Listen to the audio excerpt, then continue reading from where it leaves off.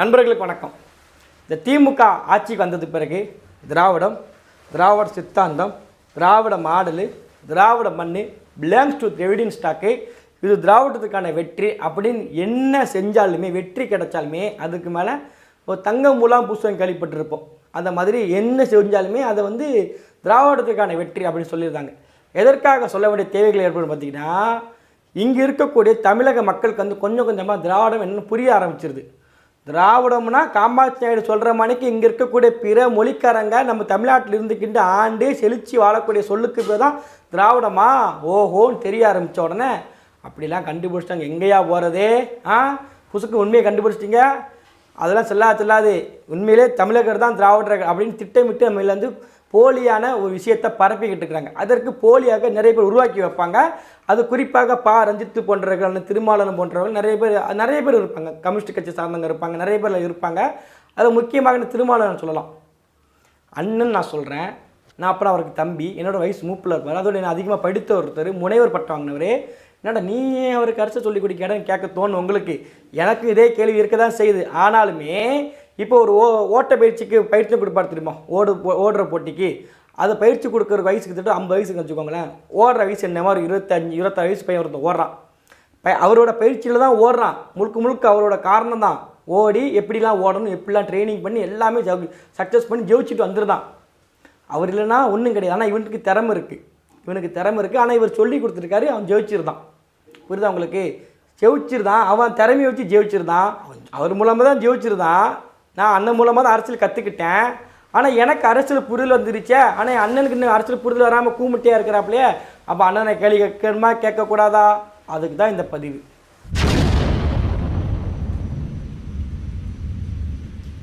இந்த திராவிடத்துக்கு ஒரு வழக்கத்தை யாராவது சொல்லி கொடுங்கப்பா.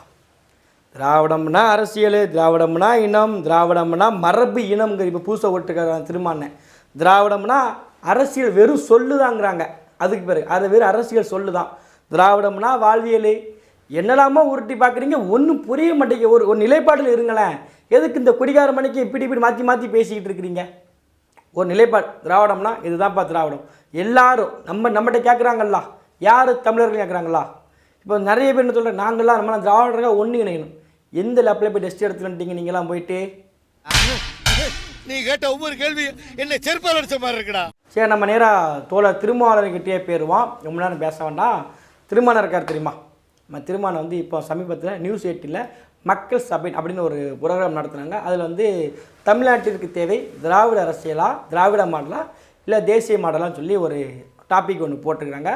அதில் இந்த பார்த்திங்கன்னா திராவிட மாடலுக்கு நம்ம நாஞ்சில் சம்பத்தையா, அப்புறம் எழிலன் அவர்கள், அப்புறம் நம்ம திருமாவளவன் பேசிக்கிறாப்புல. தேசிய மாடலுக்கு வந்து ராம சீனிவாசன் பத்திரிகையாளர், அப்புறம் கிருஷ்ணசாமி, டாக்டர் கிருஷ்ணசாமி பேசியிருக்கிறாங்க. இப்போ இந்த டாப்பிக்கில் பார்த்தீங்கன்னா திருமாவளவன் வந்து திராவிடத்துக்கு ஒரு அருமையான விளக்கத்தை கொடுத்துட்டாருங்க. உண்மையிலே அண்ணன் சீமானுக்கு எப்போயுமே ஒரு டைலாக் ஒன்று சொல்லுவார், ரொம்ப பிடிச்ச ஒரு வசனம் தான். கெட்டவன் ஜாதியை பயன்படுத்திக்கிடுவான், ஒருத்தன் நல்லவனாக இருக்குன்னு வச்சுக்கோங்களேன், அவனும் ஜாதி முத்திரை குத்திடுவான், அவன் எங்க ஆட்கள் அப்படின்னு குத்திக்கிடுவான். அப்படி தான் அண்ணன் ஒரு ஆக சிறந்த ஒரு கருத்தை சொல்லியிருக்கிறாப்புல. ஐயா அம்பேத்கர் கருத்து தெரியுமா? அவர் திராவிடர் ஆகிட்டார். சத்தியமாங்க, அம்பேத்கர் பெரிய திராவிடர் ஆகிட்டார். ஆனால் அது அவருக்கே தெரியாது. அவர் தான் வச்சுக்கோங்களேன், டேய் யாரா நீங்கள் இன்னே திராவிடர் ஆகிட்டீங்கன்னு கேட்பார். அண்ணன் சொல்கிறீங்களே உங்களை கேளுங்க. இந்தியாவுக்குள்ளே 2 ரேஸ், ஒன்று ஆரியன் ரேஸ், இன்னொன்று திராவிடியன் ரேஸ். அந்த திராவிடியன் ரேஸ்க்குள்ள அம்பேத்கரும் அடங்குகிறார். அவர் ஆரியன் அல்ல, அம்பேத்கரும் திராவிடர் தான். திராவிடியன் ரேஸ்ல வரார். பார்த்துக்கிட்டீங்களா? அம்பேத்கரே திராவிடன் ரேஸில் வராரு, அவர் ஆரியர் கிடையாது. அவர் மட்டும் இல்லை, அது பக்கத்தில் எதிர்த்தாப்பில் ஆப்போசிட்டில் ஒருத்தர் பேசிட்டு இருக்கார் தெரியுமா, ராம சீனிவாசன் அவர்கள், அவருமே திராவிடத்துக்குள்ள வந்துருந்தாராம். அண்ணன் ராம சீனிவாசனும் திராவிடர் தான். இது கூட நம்ம ஒத்துக்கிடலாங்க. ஏன் ஒத்துக்கலாம் பார்த்தீங்கன்னா, அவர் தமிழ்நாட்டில் இருக்கிறாரு. சரி, அதனால ஒரு தெலுங்கானா, நம்ம ஆந்திரா, அப்புறம் கர்நாடகா, கேரளா, தமிழ்நாடெல்லாம் சேர்ந்து திராவிடர் தான் உருட்டினாங்க. அதனால நம்ம ராம சீனிவாசன் கூட திராவிடனை ஒத்துக்கிடலாம் வச்சுக்கோங்களேன். அதுக்கு பிறகு என்ன சொல்கிறாருன்னா, திராவிடத்துக்கு ஒரு அற்புதமான விளக்கத்தை ஒன்று சொல்கிறார் அண்ணன் வந்து. இன்னும் வெளிப்படையாக சொல்ல போனால், பிராமணர்கள் ஆரியன் ரேஸ், பிராமணர் அல்லாதவர்கள் திராவிடியன் ரேஸ். பிராமணர்கள் ஆரியன் ரேஸ், பிராமணர் அல்லாதவர்கள் திராவிடியன் ரேஸ்.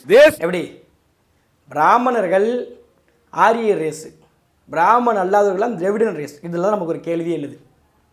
இப்போ பிராமணருக்கு இல்லாதவர்கள் முழுக்க திராவிடன் ரேஸ் வச்சுக்கோங்களேன்னா, நீங்கள் சொல்கிற மாதிரி மோடி வந்து பிராமணர் கிடையாது, அப்போ ஒரு திராவிடரா?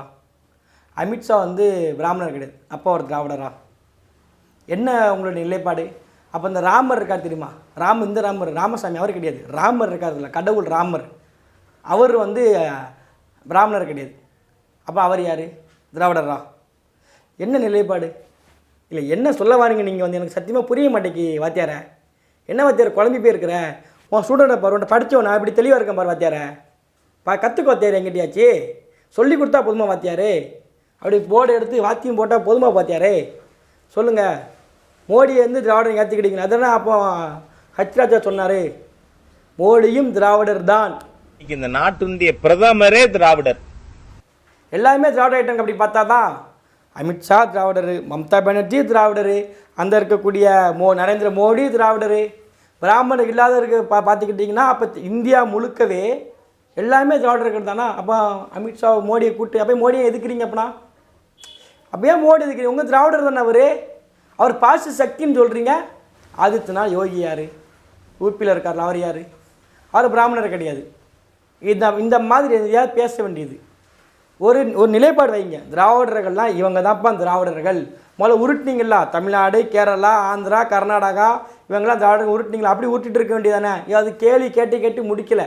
அது கேள்வி கேட்டு தாங்க முடியல உங்களுக்கு வந்து. எப்போ மத்தாலும் நீங்கள் எங்களே சொல்லிக்கிட்டு இருக்கீங்க. கேரளா இருக்கிற பிரணாப் முகர்ஜி சொல்லுவாராங்க அப்படின்னு கேள்வி கேட்ட உடனே பார்த்தாங்க எங்களுக்கு ஒய்யாமல் சிக்கலாக போச்சு. ஆந்திராக்காரன்னு பேச மாட்டேங்கிறான், கேரளாக்காரன்னு பேச மாட்டேங்கிறான், திராவிடன்ட்டு நம்மளே உருட்டிக்கிட்டு இருக்கோம். வேறு வழியே கிடையாது. பிராமணன் இல்லாதவர்களும் திராவிடர்கள், நீங்கள்லாம் திராவிடர்கள். அப்போ அம்பேத்கர் அவர்களும் திராவிடர்னா மோடி திராவிடர் தானே? ஹச்ராஜா அதை தானே சொன்னார். ராஜா ஹச்ராஜா தான் சொன்னார் மோடி திராவிடர் தான்ட்டு. இல்லை அண்ணன் பா ரஞ்சித்து திராவிடர்லாம் ஒன்று எந்த திராவிட ஒன்று நினைக்க போகிறீங்க நீங்கள் வந்து? எந்த திராவிடத்தை ஒன்று நினைக்க போகிறீங்க நீங்கள் வந்து? மோடியை ஒன்று நினைக்க போகிறீங்களா?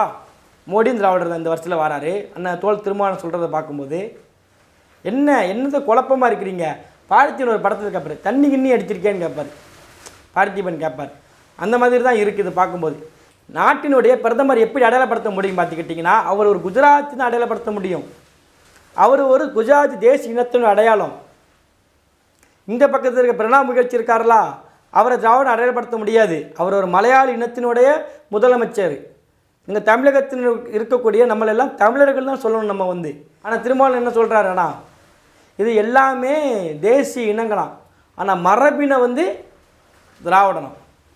என்ன ராஜா, என்ன முனைவர், இப்படியா இருக்குது? இதாக சொல்லிக் கொடுத்தாங்களா காலேஜிலலாம்? நீங்கள் இதுதான் படித்து டாக்டர் பட்டம் வாங்கினீங்களா? நீங்கள் இதுக்கு தான் படித்து டாக்டர் பட்டம் வாங்கினீங்களா? தெளிவாக படித்து உண்மையில் தான் வயசில் முத்து தவறே கிடையாது. படிக்கிறதுல வந்து எந்த வயசுலையும் படிக்கலாம், எப்போனாலும் படிக்கலாம், சரிங்களா? அதனால் அண்ணன் வந்து தம்பி வந்து அண்ணன்கிட்ட கேட்கக்கூடிய ஒரே ஒரு வேண்டுகோள்னா, தயவு செய்து படினேன். நீ நல்லா அறிவாளி, திருமாவளவன் மாதிரி அறிவாளி யாருமே கிடையாது, பெரிய அறிவாளி. ஆனால் இந்த திராவிடத்தை பார்த்து கொஞ்சம் ஆராய்ச்சி பண்ணி படிச்சுக்கோ. இப்போ இன்றைக்கி எனக்கு தெரிஞ்சு ஒன்றே ஒன்று எனக்கு என்னமோ 2024 இவங்கெல்லாம் சேர போகிறாங்கன்னு நினைக்கிறேன். சத்தியமாக நடக்க போகுதுன்னு நினைக்கிறேங்க. எனக்கு இந்த வீடியோ பார்க்கும்போதெல்லாம் அந்த ராம சீனிவாசன் இருக்கார் தெரியுமா, அவர் அப்படி தான் பேசியிருப்பார். நீங்களே கேளுங்க. திராவிடர், எச்ராஜா திராவிடர், மோடி திராவிடர், அண்ணாமலை திராவிடர்ன்ற கருத்துக்கள் 2 நாள். அதான் நானும் சொல்றேன். மோடியே திராவிடன்னு சொன்னதுக்கு அப்புறம் இந்தியாவே திராவிடன்னு சொல்லுங்க. அப்புறம் என்ன தேசிய வேற திராவிடன் வேற என்ன பிரிக்க வேண்டிய அவசியம்? மாடல்லே பேசிடலாம், எல்லாத்தையும் பேசுங்க. அப்ப ஒரே மாடல் தான். முடிஞ்சு போச்சு. உண்மையிலே தான் முடிஞ்சு போச்சு. இது வந்து இதுதான் இவங்க அஜெண்டாவாக இருக்கும்னு எனக்கு என்னமோ தோணுது. கேட்டால் சொல்லிக்கிடுவாங்கல்ல மோடி. அப்போ அண்ணா திருமணம் சொல்லியிருக்காரு. நான் தான் அன்னைக்கே சொன்னேனே, மக்கள் சபை கூட்டத்தில் கூட்டி நிற்கிறது முன்னக்கூட்டி சொல்லுவார். கூட்டி வச்ச பிறகு பிராமணர்கள் அல்லாதவர்கள் முழுக்கவே நமக்கு வந்து திராவிடர்கள் தான். அந்த வருஷத்தில் மோடி பிராமணர் கிடையாது, அவர் ஒரு திராவிடர் தான் அப்படின்னு சொல்லுவாங்க. கீழே விடுதலை சிறுத்தை கட்சிக்காரங்க வெக்கமே இல்லாமல் ஊதாக்களை சிவப்புக்கள் துண்டை போட்டுக்கிட்டு கை தட்டுவாங்க. உண்மையிலே சொல்கிறேன், அண்ணனாக தான் இருப்பாப்பில்ல. இருந்தாலும் சொல்கிறேன், என்ன மாற்றி பேச வேண்டியது? இதான் சொல்லிட்டாங்கடா, மோடியே திராவிடர் தான். ஏற்றுக்கிட்டீங்களா நீங்கள் எல்லாருமே சேர்ந்து?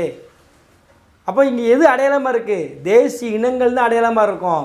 பிரணாப் முகர்ஜி எனக்கு எப்படி தெரியும்? திராவிடர்னா என் கூட வந்துடுவார் அவர். நானும் ஒரு ஒன்றாயிருவோமா? அவர் ஒரு மலையாளி, நான் ஒரு தமிழன். அவன் தெலுங்கு மொழி அந்த பக்கம் ஆந்திராக்காரன், அவன் தெலுங்கு மொழி பேசக்கூடிய தெலுங்கன். அப்படின்னு அடையாளப்படுத்த முடியும். அவங்க குஜராத்தி, அவங்க குஜராத்தி மொழி பேசக்கூடியவங்க, அவங்க குஜராத்தி. இதுதானங்க அடையாளம். அதை விட்டுப்பட்டு இது இவங்களெல்லாம் ஆரியர்கள், பிராமணன் எல்லாருக்கும் முழுக்கவே திராவிடர்கள் அப்படின்னா அவனு நான் ஒன்றாயிருவானா? குஜராத்தி நான் ஒன்றா? அங்கே இருக்கிற பாப்பாவில் எத்தனை பேர் இருக்கிறான்? அவனான் ஒன்றாயிருவான் அப்பனா? அதனால் பேசும்போது பார்த்து தெரிஞ்சு தெளிவாக பேசிக்குவாங்கண்ணே. அதான் தம்பி உங்ககிட்ட சொல்ல வரேன். ஆனால் நமக்கு ஒன்று தாங்க, நான் போன வீடியோன்னு சொல்லி இந்த காமாட்சியாண்டை பற்றி நான் கடைசி கூட வீடியோவில் கடைசி எண்டில் கொடுக்குறேன், பார்த்துக்கோங்க. காமாட்சி நாயுடு பேசக்கூடிய விஷயத்தை வச்சுக்கிட்டு மிகப்பெரிய அரசியல் இங்கே நடந்துக்கிட்டு இருக்குது, நடக்க போகுது. அது குறிப்பாக திமுகவும் பாஜகவும் கூடிய சீக்கிரத்தில் இணைய போகிறாங்க. அதற்கான முதல்கட்ட வேலையாக தான் இந்த மாதிரி திராவிடம், தமிழ் தேசியம் அப்படின்ற உருட்டிக்கிட்டு இருக்கிறாங்க. இதுக்கு எல்லாத்துக்கும் பொதுவாக இருக்கக்கூடிய எதிரி யார் பார்த்துக்கிட்டிங்கன்னா தமிழ் தேசிய அரசியல் பேசக்கூடிய கட்சிகள் தான். தமிழ் தேசிய அரசியல் தான் அவங்களுக்கு எதிராக இருக்க போகுது. திராவிடத்துக்குள்ளே வரமாட்டோம், இந்திய தேசத்துக்குள்ளே வரமாட்டோம். அப்போ இவங்க 2 பேருக்கு பொதுவானது தமிழ் தேசியம் தான். அதனால தான் இவங்க 2 ஒன்றா சேர்ந்து இவங்க அழிச்சிடலாம்னு நினச்சிக்கிட்டு இருக்கிறாங்க. ஆனால் அது ஒரு காலத்தில் நடக்காது. இப்போ தமிழ் தேசியத்தினுடைய வளர்ச்சி அதிகமாக இருக்குது. இப்போ நாம் தமிழ் கட்சி அரசியல் களத்துக்கு வந்ததுக்கு பிறகு தமிழ் தேசியம் பேசக்கூடியவங்களுடைய இளைஞர்கள் எண்ணிக்கை அதிகமாக இருக்கும். இப்போ நான் தமிழ் தேசிய அரசியல் உள்வாங்கி நான் பேசிக்கிட்டு இருக்கிறேன்னா அப்போ இது என்னோட முடிவு போது கிடையாது. எனக்கு அப்புறம் என்னுடைய தலைமுறை வந்து நிற்கும், என்னோட தலைமுறை நிற்கும். என் அண்ணன்ட்ட நான் சொல்லுவேன், எங்கள் அக்காட்ட நான் சொல்லுவேன், நாம் தமிழ் கட்சிக்கு ஓட்டு போடுங்க, தமிழ் தேசிய அரசுக்கு ஓட்டு போடுங்கன்னு சொல்லுவேன். அப்போ இதோடு நிற்காது, திரும்ப சர்க்கிள் ஆகிக்கிட்டே இருக்கும். இந்த திமுக கட்சி எப்படி ரொட்டேஷன் ஆச்சு பார்த்துக்கிட்டிங்கன்னா, ஒரு இளந்தலைமுறைக்கிட்ட ஒரு கட்சி போச்சுன்னா அது அடுத்த தலைமுறை கண்டிப்பாக கொண்டு போய் சேர்த்துரும். அது இப்போ வெற்றி அடைத்தாலும் கூட ஒரு 20 வருஷம் கழிச்சு அது வெற்றியை தீர்மானிச்சிடும். அதனால தான் திமுக பயப்படுது. அதனால திமுக சொல்லுது திரும்ப திராவிடர்கள் திராவிடர்கள் திராவிடர்கள் பரப்பிக்கிட்டு இருக்கிறாங்க. உங்களுக்கு புரியுதா? ஐயா மணியரசன் காலத்திலேருந்து தமிழ் தேசியம் இருந்துக்கிட்டு இருக்கு. இப்போ இந்த மணியரசு இருந்துகிட்டு இருக்கிறாப்புல. ஆனால் அவங்க கூட இருக்கக்கூடிய தமிழ் தேசிய அரசியலில் எத்தனை பேர் அவங்ககிட்ட ஐயாவே சொல்லுவாப்புல இளைஞர்கள் இப்போ அதிகமாக வந்துக்கிட்டு இருக்காங்க தமிழ் தேசிய அரசியல் நோக்கி. இப்போ நான் பேசிக்கிட்டு இருக்கிறோம்லா என்ன எனக்கு எப்படி தெரிஞ்சு தமிழ் தேசிய அரசியலை பற்றி? ஆனால் சீமானால மூலமாக தெரிய ஆரம்பிச்சு தமிழ் தேசியம் பயணிச்சுக்கிட்டு இருக்கிறோம். இப்போ அண்ணன் சீமானு கூட நிற்க போகிறோம், எப்போ நிற்க போகிறோன்னு வச்சுக்கோங்களேன். இப்போ இதனுடைய வளர்ச்சி அப்படி குறைஞ்சி போகாது. இளைஞர்கிட்ட ஒரு கட்சி போச்சுன்னு வச்சுக்கோங்களேன், அது ரேஷியோ ஆகிக்கிட்டே எதுவுமே என்றைக்கும் குறையவே குறையாது. அதனால தான் இந்த திராவிடம் பேசக்கூடியவங்களுக்கு அள்ளு விழுது. அந்த திராவிடம் பேசக்கூடியவங்களை முழுக்க பார்த்துக்கோங்க. ஐயா கி வீரமணி வயசாயிருச்சு, அப்புறம் குளத்தூர் மணி என்ன, சுபவீரபாண்டியன், இந்த மாதிரி வயசானவங்க முழுக்க அங்கே இருந்துக்கிட்டு இருக்கிறாங்க. இங்கே முழுக்க யங்ஸ்டராக வந்துக்கிட்டு இருக்கிறான். அதனால தான் திராவிடத்துக்கு அள்ளு விழுது. அடிவேர் நம்ம கையை வச்சுருக்கிறோம். இதை நம்ம தொடர்ச்சியாக பண்ணிக்கிட்டே இருந்தால் தான், தமிழ் தேசிய அரசியல் நம்ம தொடர்ச்சியாக பண்ணிக்கிட்டே இருந்தால் தான் நமக்கான அரசியல், நமக்கான உரிமையை இவன் திராவிடன்னு சொல்கிறான், இவன் தேசியங்கிறான், ஒரு இது எங்களுக்கு தேவை, நாங்கள் தமிழராகவே வாழ்ந்துட்டு போகிறோம்டா அப்படின்னு சொல்கிறதுக்கு இருக்கக்கூடிய ஒரு அரசியல் தான் தமிழ் தேசிய அரசியல். அதற்காக தான் இந்த 2 கட்சிகளும், திராவிடம் பேசக்கூடிய கட்சிகளும் தேசியம் பேசக்கூடிய கட்சிகளும் நம்மளை கண்டு பயந்துக்கிட்டு இருக்கிறாங்க. அதற்காக அவங்க பயப்படுறதுக்காண்டியாச்சும் இன்னும் நம்ம வேகமாக உழைப்போம். அவங்களோட எதிரியுடைய அச்சம் தான் நமக்கான வெற்றி. அதற்கான முதல்கட்ட வெற்றி நமக்கு அதுதான். அந்த இடத்துல நம்ம நெருங்கிக்கிட்டு இருக்கிறோம். விரைவில் நம்ம சட்டசபைக்குள்ளே விரைவில் நமக்கான ஆட்சி அதிகாரத்தை நம்ம கைப்பற்றுறோம். அதற்காக தொடர்ந்து உழைப்போம். நமக்கான தேவையான அரசியலை நம்ம தான் உருவாக்கணும்.